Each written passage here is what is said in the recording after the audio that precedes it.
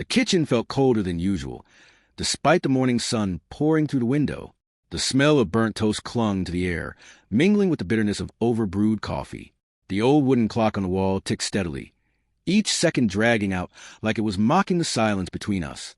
I sat at the kitchen table, scrolling through my phone, pretending to be engrossed in the latest sports scores. Across from me, Camille, my wife of 10 years, barely touched her food. Her fingers circled the rim of her coffee mug absently, her eyes unfocused, like she was rehearsing what she wanted to say. "Logan, put the damn phone down. We need to talk." I sighed, setting it down with deliberate slowness. "Go ahead." She inhaled sharply, her grip on the mug tightening. "I'm leaving. I want a divorce." I barely blinked. "That it?" Her lips parted slightly, as if she had expected a different reaction. "I'm serious, Logan. This isn't a joke. I've already made up my mind." I nodded, picking up my phone again. "Good. Don't forget to take all your crap with you on the way out." Her face twisted in shock. "That's it? No yelling? No begging? No asking me why?" I chuckled, setting my phone down again. "Camille, you checked out of this marriage a long time ago. You think I don't know about the guy? Hell, I even know his name." She swallowed hard, her fingers going still against her mug. I don't know what you're talking about." I smirked. "Yeah? Let me guess, Ethan? Or do you prefer to call him by his little nickname? The one he texted you at 2 in the morning? Don't look so surprised, Camille.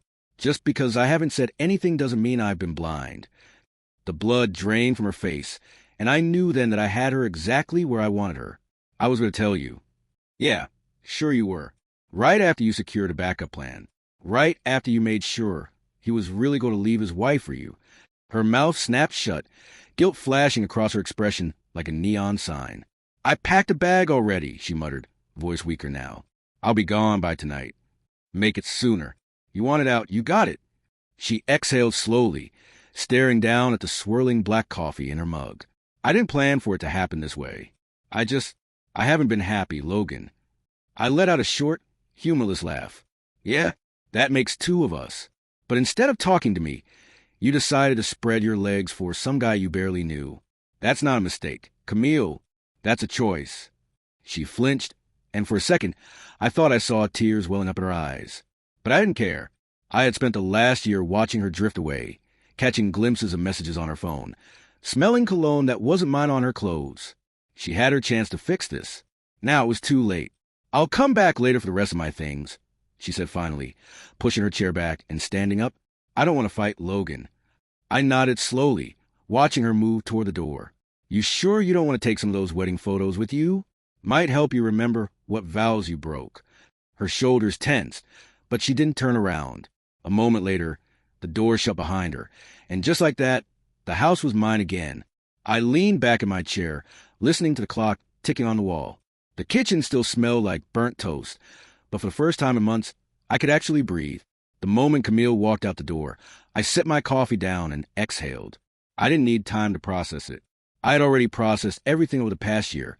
Every late-night excuse, every suspicious glance at her phone, every hushed conversation that ended the moment I walked into the room.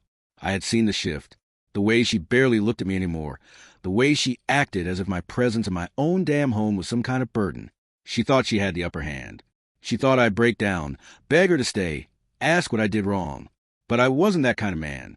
I wasn't about to give her the satisfaction of seeing me fall apart. I grabbed my car keys, slid on my jacket, and left without another glance at the now empty kitchen. First stop, the bank. The teller, a bright-eyed young woman named Haley, greeted me with a professional smile. "Good morning, Mr. Carter. What can I do for you today?" I leaned on the counter, calm, collected. "I need to close my joint accounts and transfer everything to my personal one." Haley's fingers hesitated over the keyboard. "Both accounts. Every last cent." It took her a moment, but she nodded and got to work. I watched the digital clock above her station. Camille's lunch break was in 2 hours. If I timed this right, by the time she sat down with her little garden salad and checked her balance, she'd find nothing but a big fat zero staring back at her. Once the transaction was complete, I stepped out into the crisp autumn air, took a deep breath, and walked 2 blocks to another bank. One Camille had never even heard of. I opened a new account under my name only and deposited everything. Safe, secure, untouchable. Next up, credit cards. One phone call later, every joint account was canceled. No more salon appointments, no more shopping sprees on my dime. By the time she tried to buy herself a consolation latte, her card would be declined, and she'd realize her little fantasy of walking away scot-free wasn't going to be so simple. With my financial house in order, I drove straight home, grabbed my phone, and dialed the only lawyer I trusted. Ethan, it's me. I need a divorce filed. First thing in the morning. Ethan exhaled.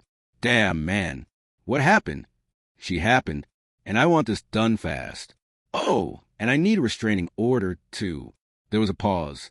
She threatened you? Not directly. But let's just say she's got someone waiting in the wings, and I don't want him anywhere near my property. Ethan let out a low whistle. Understood. I'll get the paperwork ready tonight. Be in my office first thing. Done. I hung up, feeling something I hadn't felt in months, control. I walked into the bedroom, grabbed a stack of boxes, and started packing Camille's things. Every dress, every pair of heels, every piece of jewelry I'd ever wasted money on. I hauled them to the garage one by one. Wedding photos? Gone. The little decorative throw pillows she insisted we needed? Gone. By the time I was done, the house already felt lighter. Then I made my final call tonight. Locksmith, I need my locks changed. ASAP. The guy on the other end chuckled. That kind of day, huh? You have no idea. 2 hours later, Camille's key was useless. Whatever plan she had of coming back, rummaging through my home, maybe even bringing her new boy toy into my house. Over. Every trace of her inside these walls had been erased. At 10:15 the next morning, Ethan called. Papers had been served. She was at work. Lost her damn mind. Security had to walk her out. I smirked. Perfect. I grabbed a beer, sat back on my couch, and waited because I knew what was coming next, and I was ready for it. The day after Camille was served the divorce papers, I woke up early, grabbed my coffee, and stared out the window. The house was finally quiet. No fake pleasantries, no forced small talk. Just peace. I let the feeling sink in before checking my phone. No messages from her yet. She must have seen the papers by now. But I wasn't going to reach out first. Let her come to terms with it.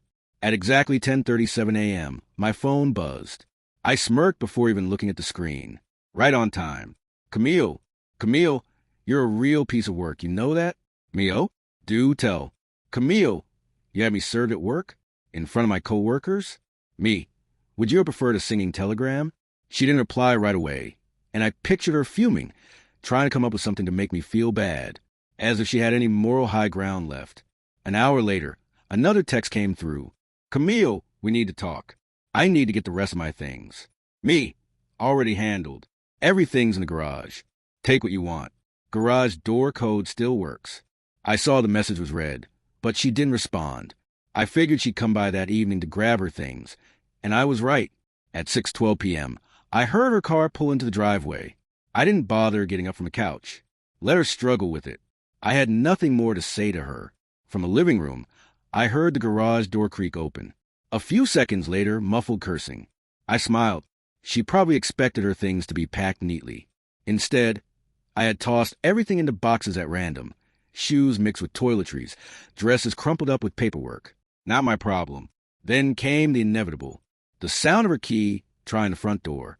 Nothing. She tried again. Still nothing. Then came the knocking. Not polite knocking either. Fists slamming against the wood. Logan, open the damn door. I took a sip of my beer and turned up the TV. I know you're in there. I gave another 30 seconds before standing up and unlocking the door, but I didn't open it fully. Just enough to see her standing there, arms crossed. Her expression a mix of frustration and desperation. Problem? I asked, casually leaning against the doorframe. You changed the locks. I raised an eyebrow. Of course I did. You had no right. Actually, I had every right. My house, my rules. The garage is open. Take your stuff and go. She scoffed, running a hand through her hair. This is how you want to handle things? Like a petty child. I grinned. Petty would be throwing your stuff on the lawn and setting it on fire. I think I've been pretty damn generous. Her jaw clenched. I need to come inside to get a few things I forgot. Make a list, and I'll leave out for you tomorrow. Jesus, Logan, can we just talk like adults for 5 minutes? I let out a mock sigh and checked my watch. All right, go. Your 5 minutes start now. She blinked. Wait, what? You wanted 5 minutes. You got M. Better make M count. She hesitated, then exhaled sharply. You're not even upset, are you? That's what pisses me off the most. You're acting like this marriage meant nothing to you. I met her gaze, my expression cold. It used to mean something. Before you decided to throw it away, you made your choice, Camille. You don't get to be mad that I refuse to be your backup plan. Her face twisted, her bravado cracking just slightly. I never wanted things to end like this. That makes two of us. Now your 5 minutes are up. Take your stuff and leave. For a moment, I thought she was going to say something else. Maybe an apology. Maybe another excuse. But in the end, she just turned around and walked back to the garage. 5 minutes later, she was gone. I locked the door, sat back down, and took another sip of my beer. One more loose end tied up. Now, it was time to start moving forward. The morning after Camille's final visit, I woke up feeling lighter than I had in years. The house was still, no lingering scent of perfume, no half-empty coffee cup abandoned on the counter. Just peace. The kind that comes when you cut out something toxic and can finally breathe again. I poured myself a fresh cup of coffee, sat at the kitchen table, and scrolled through my messages. No text from Camille. No desperate attempts to talk. No dramatic monologues about how I regret this. Maybe, just maybe, she finally understood that I was done. I leaned back in my chair and smirked. Yeah, right. By noon, my phone rang. I saw her name flash on the screen and let it go to voicemail. A few minutes later, another call, this time from an unknown number. Camille's tricks weren't subtle. I ignored that one too. Then my lawyer called. Logan, you're not going to believe this. Camille's already trying to contest a divorce. Claims she's entitled to more than half of everything. I chuckled, sipping my coffee. Of course, she is. What's her angle? Claims you blindsided her, that you didn't give her a chance to work things out. Also, she's asking for spousal support. Says she can't afford to maintain the lifestyle she's accustomed to. I nearly spit out my coffee. You mean the lifestyle I paid for? Exactly. I sighed, pinching the bridge of my nose. So what's our move? We fight it. We've got more than enough proof that she was unfaithful. Judges don't take kindly to cheaters asking for a payday. And considering the fact that she hasn't even moved into her own place yet, we can argue she's not in financial distress. She's just pissed that her meal ticket ran out. Perfect. Let her waste her money on a lawyer. I'll see her in court. I hung up, grinning to myself. Camille thought she could play the victim, spin this into some tragic sob story where she was the innocent, blindsided wife. Too bad reality didn't work that way. Later that afternoon, I got a text from my best friend, Nate. Nate, heard about the divorce. About damn time, man. Let's grab a drink. I checked the clock.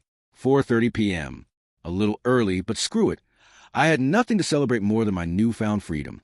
By 6, I was sitting at a corner booth in our favorite bar, a cold beer in front of me while Nate leaned back in his chair, shaking his head. Man, I still can't believe you let her string you along for that long. I shrugged, took my time playing the game. But when I made my move, I made sure she lost. Nate grinned. Damn right. So what's next? You jumping back into the dating pool? Or are you taking some time to enjoy being single?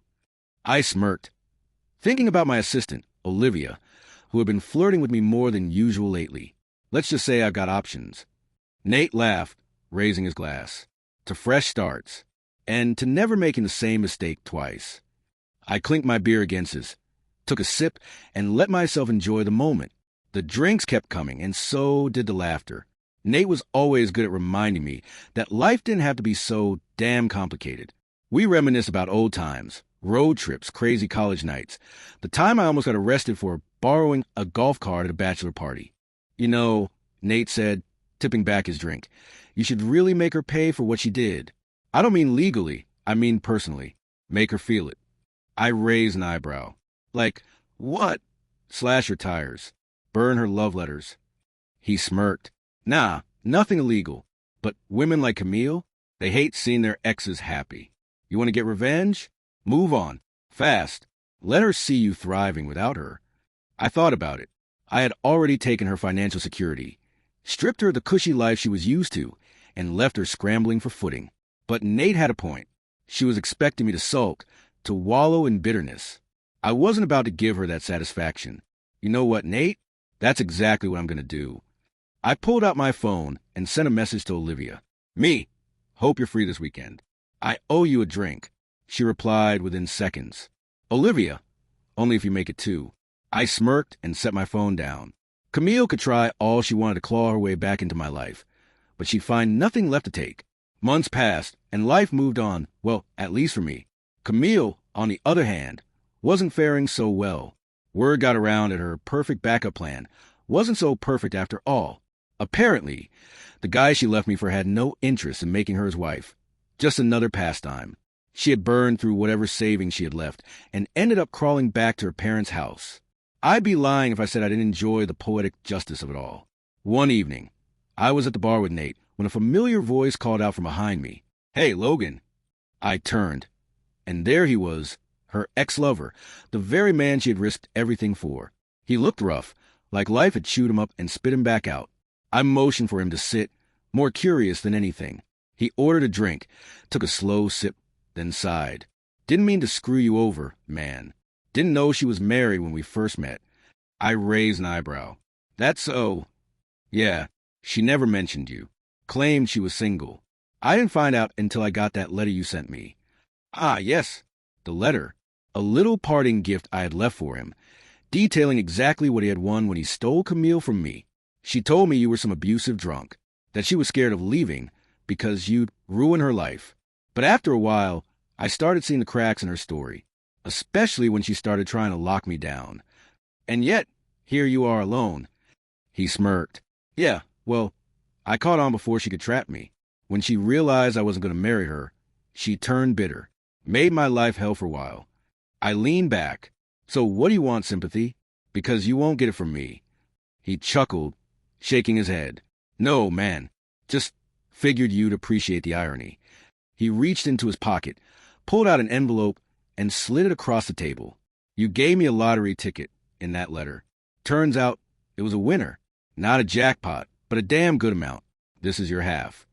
I opened the envelope and found a cashier's check, a very, very large one. I looked up at him, waiting for the catch. I waited to cash it until after your divorce was final.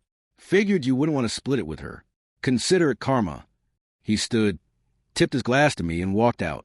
I sat there for a long moment before Nate burst out laughing. Dude, you just got paid for your own divorce. That's next level karma. I grinned, slipping the check into my pocket. Damn right it is. The next morning, I walked into my office, whistling. Olivia was waiting for me, a smirk on her lips. You look like a man who just won the lottery. I chuckled. You have no idea. She leaned in a little closer. So, dinner tonight? I thought about it for half a second before nodding. Absolutely. Camille had tried to tear me down. She had bet against me, and she had lost. The end.